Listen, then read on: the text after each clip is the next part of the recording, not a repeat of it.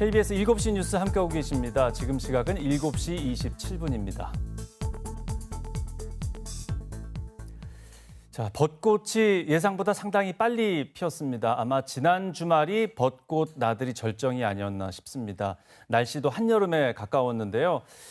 아마 기후변화 때문이 아닌가 이렇게 많은 분들이 생각하실 것 같습니다. 그런데 이 기후변화가 점점 더 우리에게 심각한 문제가 되고 있습니다. 강원도는 기후변화로 인해서 앞으로 어떤 일을 겪게 될지 또 어떻게 대비를 해야 될지 오늘 자세히 알아보겠습니다. 한국기후변화연구원 박수진 연구위원 함께하겠습니다. 어서 오십시오. 네, 안녕하십니까? 네.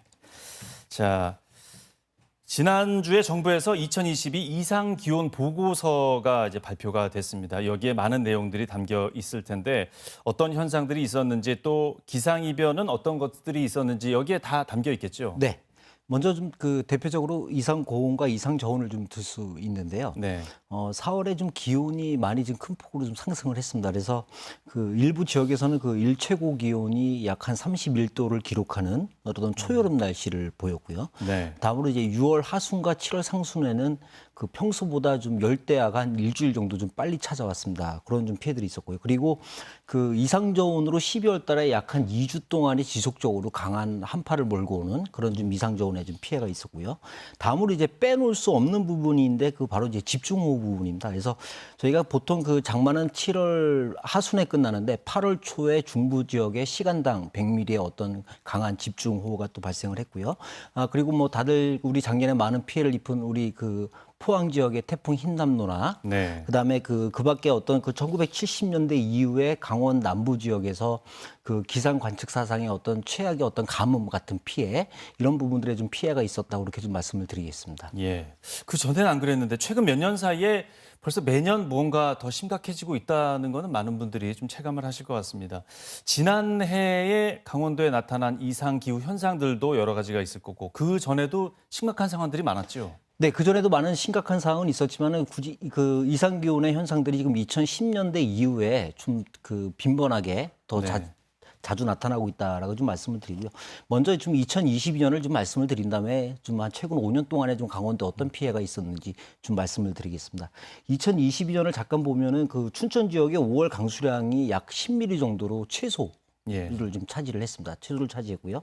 그다음에 또 반대로 철원 지역에서는 6월 달에 하루의 강수량이 한 150mm 정도 발생하는 최다의 강수량을 또 발생을 했고, 그다음에 앞부분에서 제가 이상 고온을 잠깐 말씀을 드렸는데 네. 이런 부분들이 다 우리 강원도 영동 지역에서 다 발생된 좀 사례라고 좀 말씀을 드리고요. 예. 그리고 다시 좀 5개년으로 다시 좀 거꾸로 올라가서 말씀을 드리면은 2018년도에 최악의 좀 폭염을 좀 말씀드리겠습니다. 예, 심각했죠. 네, 그래서 영서 지역 같은 경우 30일 정도의 폭염 일수가 이제 발생을 해서 약 한 200명 정도의 온열 질환이 발생을 하고, 그다음에 4명 정도가 좀 이래 사망하는 그런 좀 피해가 있었고요. 그다음에 홍천 지역 같은 경우에는 이제 기상 관측 사상 이래 41도라는 최고의 좀 기온을 기록을 했습니다. 그리고 2020년도에는 8월 초에 강원 산간 지역에 약 일강수량이 한 400mm 정도의 강수량이 발생을 했고요. 그다음에 철원 지역에 약 일주일간에 약 한 500mm 정도의 강수량이 좀 발생을 했습니다. 그래서 네. 어떤 철원 지역의 한 마을이 전체 침수가 되는 그런 피해를 좀 입었다라고 좀 말씀을 드리고요. 그리고 이례적인 게 보통 저희가 태풍이 평년에 올라오는 게 한 3개 정도가 되는데 일주일 사이에 매우 강한 태풍이 2개 정도가 올라왔습니다. 이로 인해서 좀 삼척 지역에 좀 많은 피해를 입힌 그런 좀 사례들이 있다라고 좀 말씀을 드리겠습니다. 예. 이제 요 사례들은 대부분 여름인데 지금도 좀 달라진 걸 볼 수 있습니다.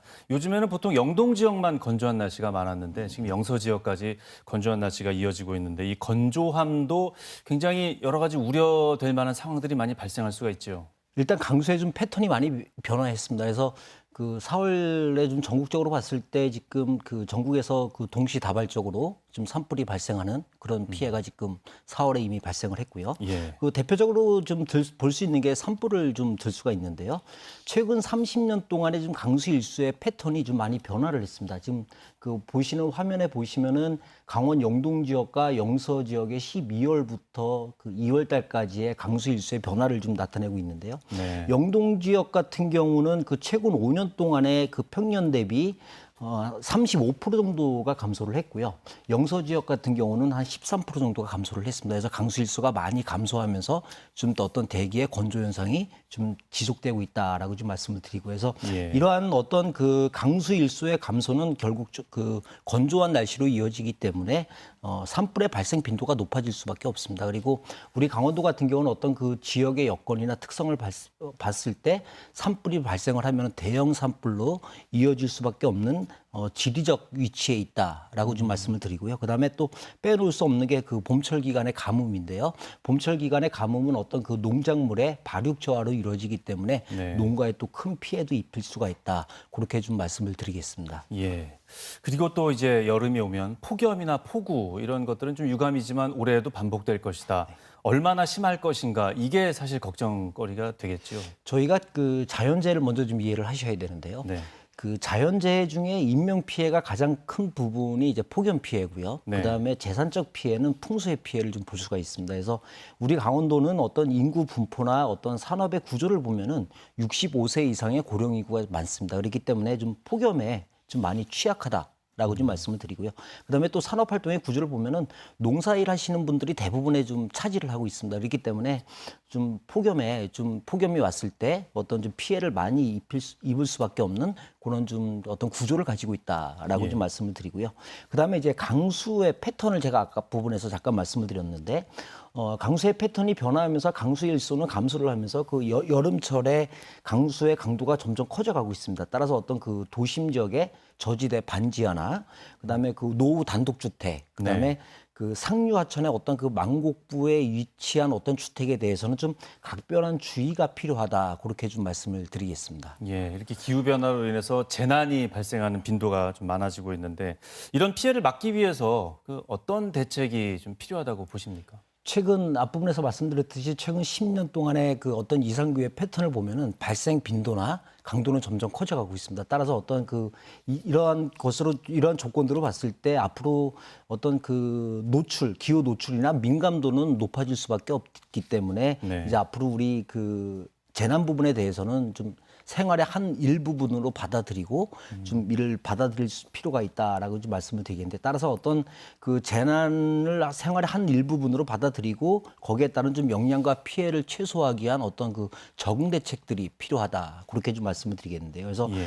즉 예방도 중요하지만 어떤 그 말씀드렸듯이 재난을 생활의 한 일부분으로 받아들이고 그다음에 우리가 재난으로부터 피해가 왔을 때 어떤 빨리 회복할 수 있는 어떤 리질리언스의 어떤 그 대책들이 필요하다 그렇게 좀 말씀을 드리고 그래서 따라서 어떤 그 재난재해만큼은 어떤 개개인의 좀 예방 수칙이 중요한 만큼 좀 정부에서는 이러한 그 예방 교육 홍보 사업에 네. 좀 다각적으로 좀 프로그램을 좀 펼쳐나갈 필요가 있다 그렇게 좀 말씀을 드리겠습니다. 네, 아직은 조금 부족한 상황인데 좀 더 보충해 나가야 되겠습니다. 네.